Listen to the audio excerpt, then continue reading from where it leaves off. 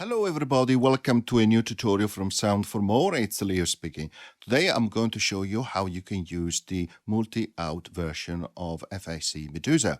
Before I continue, I would like to remind my viewers to subscribe as it helps with growing the channel. Thank you very much. So we are inside the UM. Let's click on the plus sign and create an audio channel.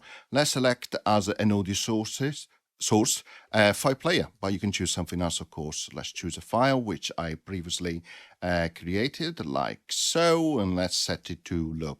Now let's click play. So you know what it sounds like. Now let's go to insert effects. Let's scroll down to reveal the search bar and let's search for Medusa. So now let's select the multi-out version. Okay, there it is. So we now have the compressor, which has been included in the insert effects section of that first audio channel. And of course, you can still hear it playing. That is depending, of course, on the settings that we have selected for Medusa. Okay, let's remove the output here. Okay, we don't need it, but I could have also chosen to mute that as well. Now let's add 3 more audio channels like so. Okay, on the first one, let's click on the insert effects, and now let's select the multi-bus audio unit instances, and you will see the FAC Medusa multi-out. Okay, so we selected these. Now let's click on the left-hand side where we can select the input plugin bus and also the plugin bus for output. As you can see, the first one is selected on FAC Medusa input bus 2, because there are 2 bus input and also 4 output. Now you can see here underneath you have selection for the output as a plugin bus. Pass through means it will let through what comes from the input node of that audio channel, but then you have 3 selection: FAC Medusa low, mid and high. Let's select low, which will correspond of course to the output which can be affected by the first low gain band. Indeed, let's play. So you hear that low band.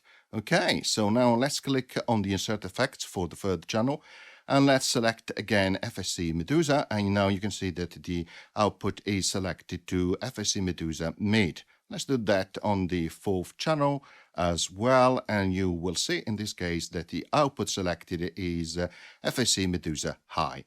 Now let's mute all these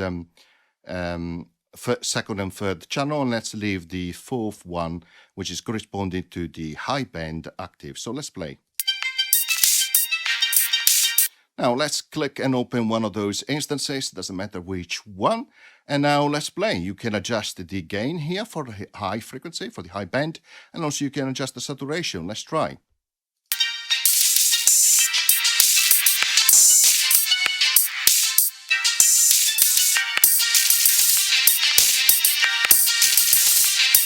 And what you can also do is adjust the crossover frequency, which is really nice. It helps you to actually isolate different ranges of frequency. So let's try.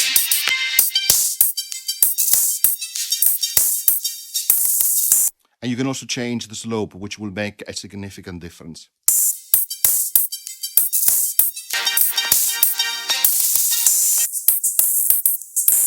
So you can hear with 48 decibel, we have more attenuation on that filter. Of course, you can also choose to apply compression, so you can choose a ratio and then adjust the threshold.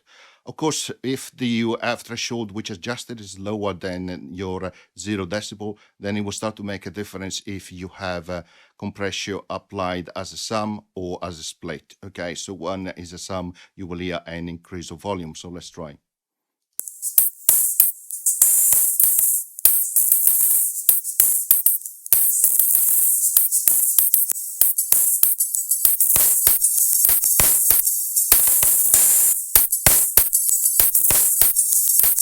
So you can hear now that I have adjusted the gain a little bit higher, that when I move from split to sum, I have a higher volume or amplitude in the output for that further output on the high band. Let's set these two, or leave these two split for the purpose of this tutorial. So let's play again and make some further adjustment.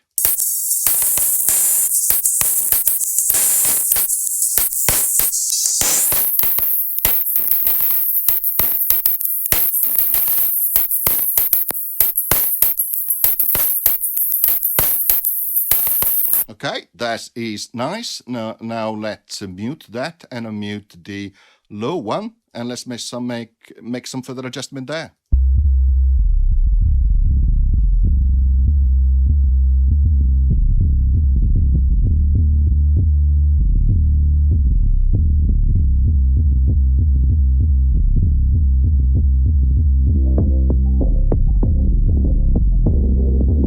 You can hear that when I adjust the frequency higher for that low mid crossover frequency setting, you will start to go into that mid frequency range, right? So let's keep that instead a little bit lower, because I think that will actually help.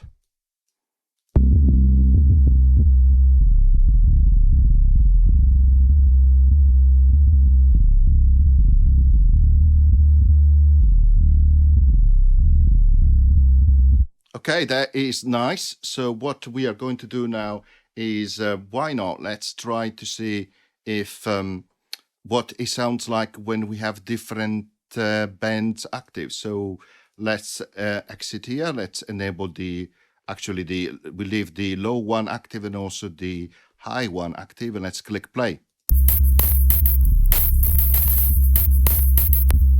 Interesting, isn't it? Very interesting. Of course, let's do the opposite. Let's hear the middle one, like so.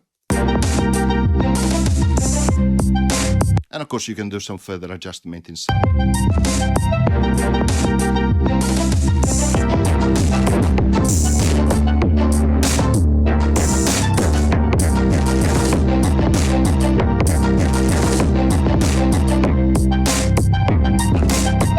Okay, so as you can see, this is actually quite useful to use because it allows you to actually separate different frequencies.